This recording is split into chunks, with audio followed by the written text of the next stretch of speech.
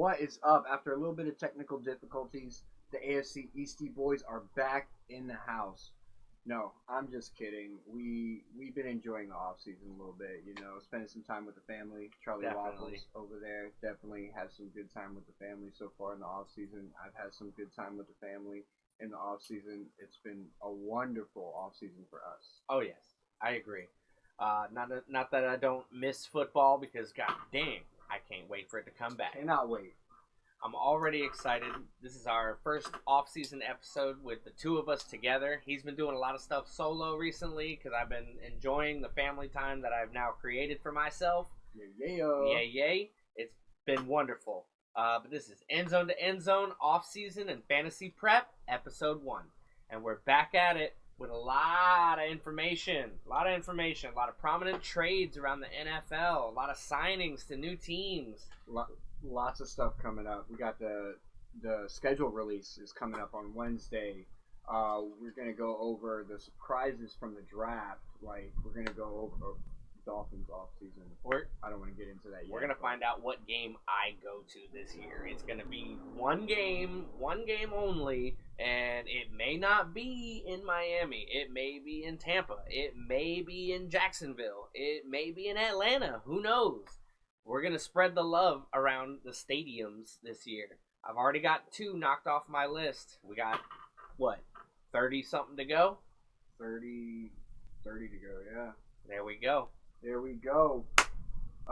Too bad Pittsburgh don't play the Jets this year. Yeah. Well, we'll find out when the schedule comes out. Yeah. Well, have you not looked at your schedule yet? No, I have not. Oh, okay. Yeah, I know our home opponents and our What's the Jets schedule opponents for 2025? There you go. Let's just look it up real quick. See if the Steelers find play. out. 9 home games and 8 away games. Show more. Let's get a better breakdown. We do know that the NFL season on September 4th is going to kick off in Philadelphia. They're going to be hosting the Dallas Cowboys. So there you go. You got your Super Bowl champions going to be hosting the Dallas Cowboys to kick it off. That's game 1, baby. Game 1, baby. Game 1. So and the Jets got some home games and some away games. I see maybe 1, 2 that I could go to, and 3 that I could go to that would keep what I said at the beginning of this faithful and true. I could go see them play the Jaguars. I could go see them play the Buccaneers. I could go see them play the Saints even in New Orleans. That could be a fun fucking trip. But we'll see when all those games fall into play. On Wednesday, yeah. We're going to have to wait for Wednesday for that. I do know that week 11,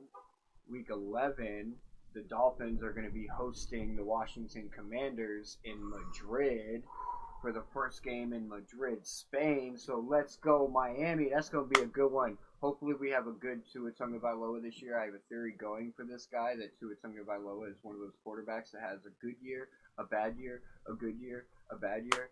Guess what? This is going to be his good year if that's the case. He did put the weight back on in the offseason. That's probably one of the best things that I can ask for as far as our offseason went because it was trash, in my opinion.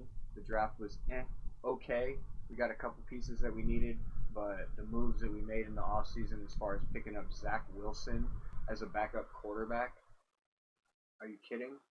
Are you Miami, what are we doing here? They're waiting to try to pull Rodgers down there. You know what I'm saying? That's the only thing that makes sense. I was actually way more inclined to take Rodgers earlier on. Why didn't we? If that was going to be our move, why didn't we go after Rodgers? He's not asking a whole lot, $10 million. You're paying that's relatively cheap for what you get. You're paying Zach 8. So, anyways, definitely a gamble that I am very confused with the Zach Wilson pickup for sure. For real, because we had Skylar Thompson, he was a bust. He didn't work out. We tried him. He had a good first year. He looked really good. But then he just digressed from there. Maybe he'll be a better backup than what we've had. Well, he's in Pittsburgh right now, who also is having quarterback trouble. They don't know what they're doing for the quarterback right now. They passed up on Shedeur Sanders in the draft, not only once, not only twice. 5 times, 4 times. They passed up on Shedeur Sanders. They could have answered their quarterback situation, possibly. Yeah, but at the same time, they don't want to throw somebody right into the mix. I think they're looking for a veteran. That's why they're still not pulling the trigger on Rodgers, but they're looking for somebody to fit that role a little bit better. Well, so far from what I understand is that they're waiting on Rodgers, basically. Yeah. Like, they've already sent him, what they want to do with him, like the contract details and everything. Who knows? Maybe Rodgers is just messing with the whole NFL, sitting back. Well, you see thinking, the videos I've been making. He's ready to retire, man. Sitting back talking about, yeah. You know what? I might do that. But let's wait. Let's wait. But even with Aaron Rodgers out of the picture, like the Pittsburgh Steelers, like what are they doing? Are they going to go into the season and tank for Manning next year? Like, some of the moves that they've made doesn't say that. You know, they went and picked up DK Metcalf, but then they did what? Got rid of Pickens. Like, send him to the Cowboys. He's got to be a locker room mayhem. That's the only thing I can think of. Like, Pickens? Yeah, Pickens. Because he's a good receiver. He puts up good numbers. Cowboys were happy to receive him. They're going to put him right next to CeeDee Lamb and see what happens. Don't get me wrong. CeeDee's probably not the most happy in that situation. I mean, of course not. If you're CeeDee Lamb and you're in his camp, like, you're definitely not happy with that situation.